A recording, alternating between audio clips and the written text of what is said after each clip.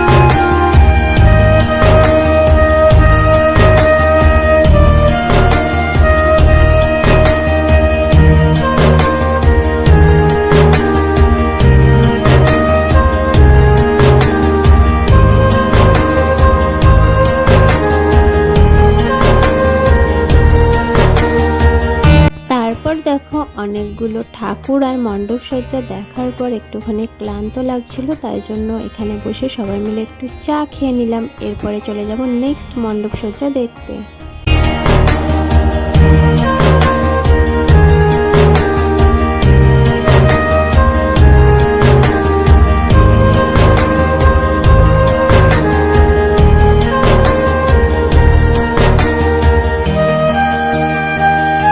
ফুচকা আমাদের মোটামুটি সবারই প্রিয়, তাই আমি আর আমার বড়মশাই দুজন মিলে ফুচকা খেয়ে নিলাম।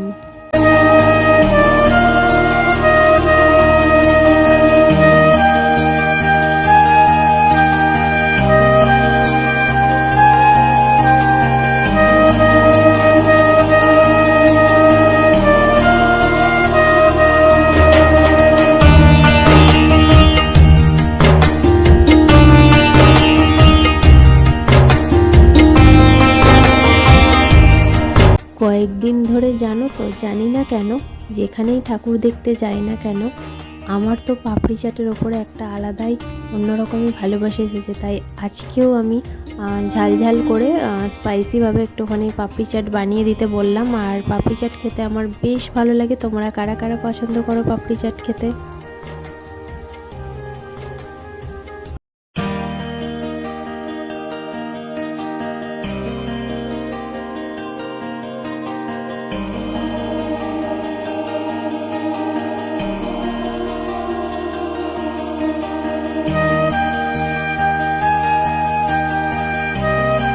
আমাদের তো ঠাকুর দেখা কমপ্লিট হয়ে গেল, এবার চলে যাব বাড়ি।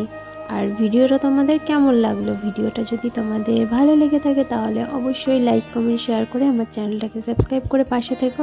আর এদিকে দেখো, বাড়িতে এসেই আমরা দুজনা শুরু করে দিয়েছি এই যে একটুখানি ফানুস ওড়ানো। আর আমি প্রথমবার ফানুস উড়িয়েছি, ভীষণই ভালো লেগেছে, কারণ আমি এর আগে কোনো দিনও ওড়াইনি, এটাই আমার ফার্স্ট টাইম। তো আমার বেশ ভালোই লেগেছে। টাটা, বাই, নেক্সট ভিডিওতে দেখা হচ্ছে।